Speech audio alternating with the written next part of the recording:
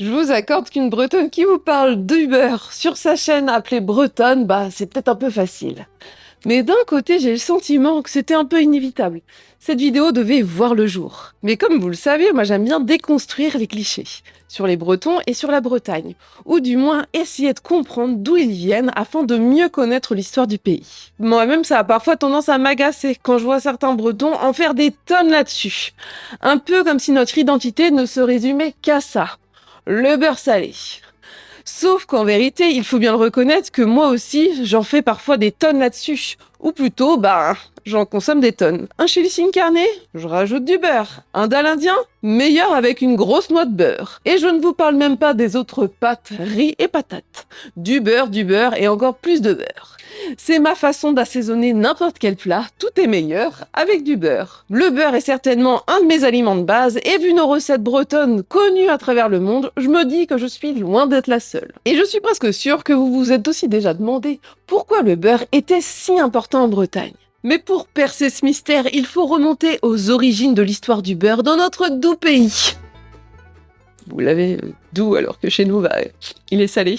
Ensuite, nous parlerons justement de cette éternelle guerre entre le beurre doux et le beurre salé, ainsi que des différentes recettes bretonnes où on trouve du beurre. Et il y en a. Puis pour finir, nous verrons comment le beurre est devenu un véritable symbole de notre identité bretonne. Et puis, vous vous en doutez aussi, on ira un peu plus loin que le cliché.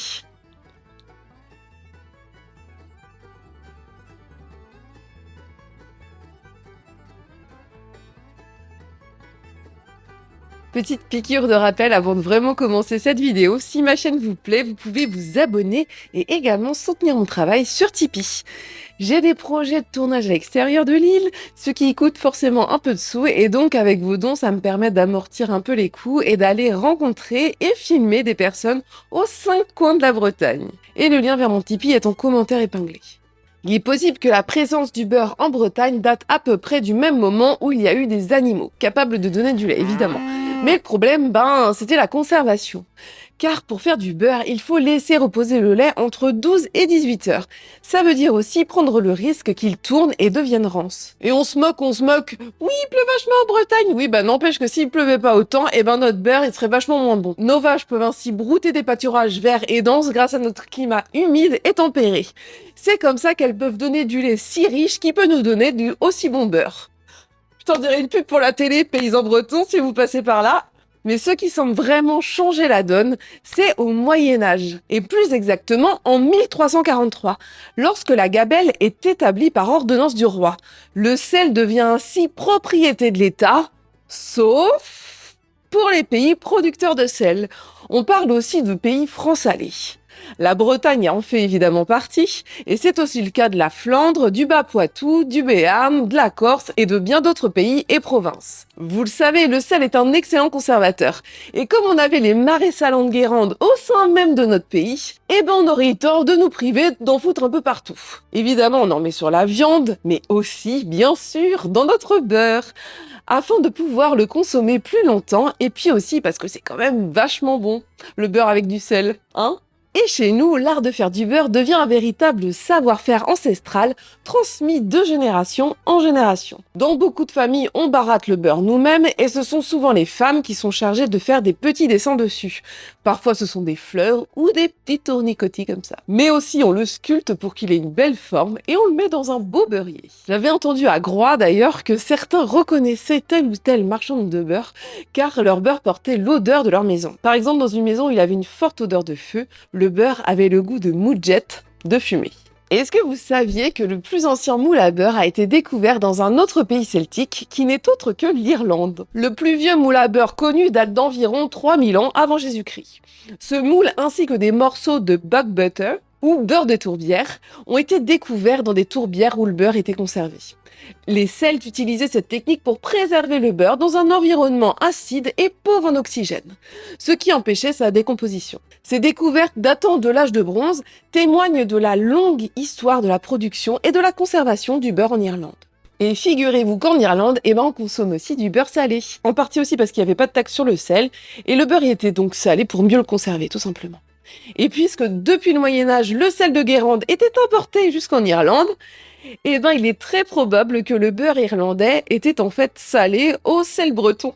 Et pendant le XVIIe siècle, nombreux sont les Irlandais qui fuient leur pays suite aux persécutions anglaises. Et ces Irlandais viennent donc s'établir dans des villes portuaires en Bretagne, telles que Saint-Malo ou encore Nantes. Et au XVIIIe siècle, nombre de ces familles et de leurs descendants travaillent en Bretagne dans les domaines de la mer et du commerce maritime. Et ils contribuent évidemment au développement des échanges commerciaux entre la Bretagne et l'Irlande. Et le beurre dans tout ça? Eh bien, parmi les marchandises exportées en quantité astronomique vers l'Irlande, figurez-vous qu'il y a toujours le sel de Guérande. Et nous allons maintenant parler de la sempiternelle guéguerre entre le beurre doux et le beurre salé. Alors voilà comment ça se passe déjà. Quand on barade de la crème, on obtient du beurre doux, tout simplement. Après, si on ajoute entre 0,5% et 3% de sel, on passe au fameux beurre demi-sel. Et là par contre, si on dépasse les 3%, ça ne rigole plus, on obtient du beurre salé. Toujours est-il qu'à présent, le beurre demi-sel ou salé est maintenant une signature bretonne. La guerre entre beurre doux et beurre salé vient en grande partie des différences entre les pays de France, influencées par l'histoire et par les traditions locales. En Bretagne, on ajoutait du sel, en partie évidemment parce que ça conservait mieux le beurre, avant l'arrivée du frigidaire. Et au fil du temps, le goût salé est devenu une préférence locale, voire une identité culinaire. À l'inverse, dans d'autres pays de France où le sel était lourdement taxé sous l'Ancien Régime, on utilisait du beurre doux car le sel était un luxe. Ce contraste entre les pays a traversé les siècles et aujourd'hui fait que la France est divisée en deux clans du beurre. Les inconditionnels du beurre salé, plus particulièrement à l'ouest en Bretagne, et les fans du beurre doux dans le reste du pays. Et d'ailleurs, on ne rigole tellement pas avec le beurre qu'en 1910, il y a eu une véritable guerre du beurre entre Normands et Bretons. À l'époque, Paris était le grand marché à conquérir, et chaque camp voulait imposer son beurre. Le beurre breton, bien salé, rustique et pratique pour la conservation, affrontait le beurre normand, doux, jugé plus raffiné. En 1910, la compétition pour placer le beurre dans les bonnes crêperies parisiennes était intense. Pour gagner le marché, chaque camp vantait la qualité de son beurre en décriant celui de l'autre. Les Normands faisaient passer leur beurre pour plus pur, plus frais, alors que les Bretons mettaient en avant la longévité et le goût unique de leur beurre salé, peut-être aussi plus adapté aux besoins quotidiens. La guerre a atteint son pic lorsque les producteurs normands ont commencé à accuser les Bretons de couper leur beurre avec du saindoux pour en baisser le prix. Quelle idée! Les Bretons ont répondu en affirmant que les Normands vendaient un produit plus fade et que leur beurre sans sel n'avait pas la même qualité gustative. Même si l'affaire n'a évidemment jamais éclaté en véritable conflit et heureusement, elle a tout de même laissé des traces dans l'imaginaire collectif et une rivalité amicale entre la Normandie et la Bretagne qui persiste encore aujourd'hui. Et je ne vais pas vous parler du Mont-Saint-Michel, ce sera peut-être le sujet d'une autre vidéo d'ailleurs. Et on en parle des moultes plats avec du beurre, évidemment salé, que l'on retrouve en Bretagne. Pour n'en citer que quelques-uns, parce que sinon on n'a pas fini, si vous vous penchez sur les recettes, vous allez voir que le pourcentage de beurre est complètement délirant. Je vais commencer par le Queen évidemment, qui en breton signifie petit gâteau de beurre. Au moins la couleur est annoncée. On en retrouve aussi dans le caramel au beurre salé, connu à travers le monde. Il y en a aussi dans tout ce qui est biscuits, palais, galettes, sablés, mais aussi dans le gâteau breton qui est l'orientais. Il y a aussi du beurre dans les crêpes et personnellement je graisse ma bilique pour cuire mes galettes au beurre, vous vous en doutez. D'ailleurs on dit qu'on peut juger une bonne crêperie uniquement en commandant une galette ou une crêpe de lait noir, juste au beurre comme ça. Et au moins on est rapidement fixé. Et le gâteau nantais contient évidemment une bonne grosse dose de beurre. La spécialité groisillonne, le chumpot, est une boule de pâte fourrée au beurre et au sucre jaune. Et c'est un délice aussi, le lendemain revenu dans un peu de beurre, oui. Et j'ai vu il n'y a pas longtemps que la maison de Bordier, qui fait des beurres d'ailleurs exceptionnels, il propose des babas au beurre Bordier. C'est là que je voulais en venir, j'imagine à quel point ça doit être une tuerie gustative. Et alors, identité égale beurre salé ?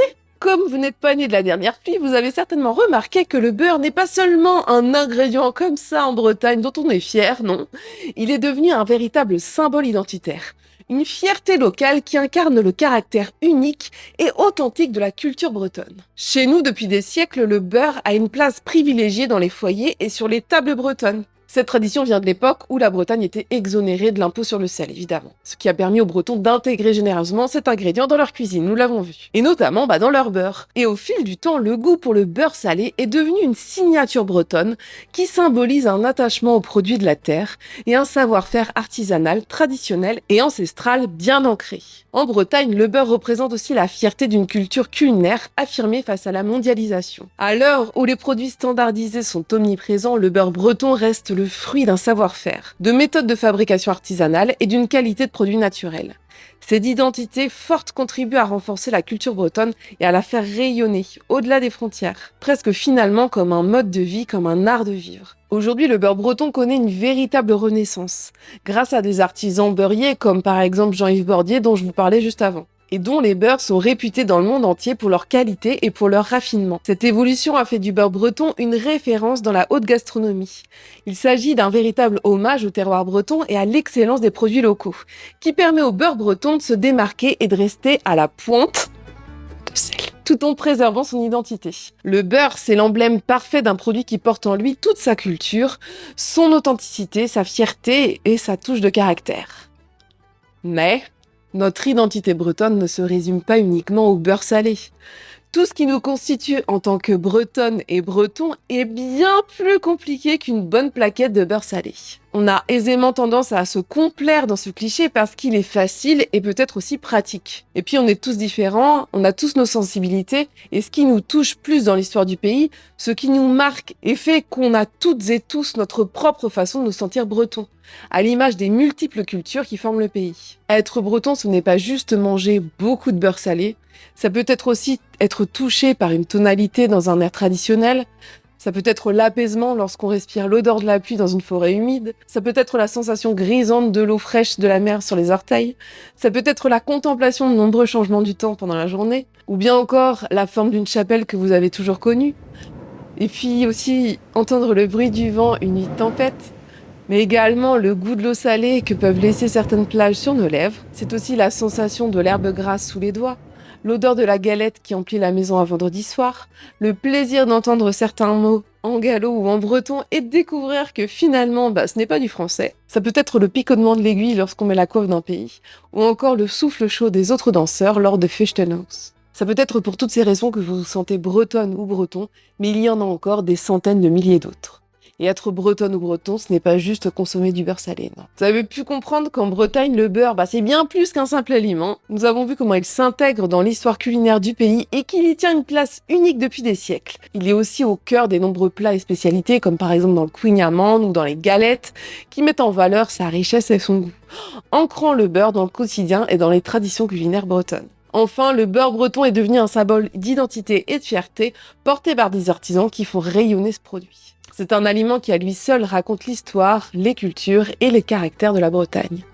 Un lien direct entre le passé, le présent et l'avenir, qui reflète une culture bien vivante face à la mondialisation. Pour nous, Bretonnes et Bretons, le beurre, ce n'est pas uniquement une saveur, c'est une identité que l'on revendique fièrement, mais évidemment, notre identité ne repose pas uniquement sur le beurre salé. Alors, si vous le pouvez, allez au-delà des clichés et essayez de découvrir par vous-même ce qui vous touche le plus dans le fait d'être breton. Je vous retrouve vendredi prochain, j'espère que cette petite vidéo bonus vous aura plu. Si c'est le cas, vous pouvez la commenter, la partager, ça aide beaucoup, et mettre un petit pouce en l'air aussi. Et moi, je vous fais des beaux cueils, et je vous dis, dann dich trop!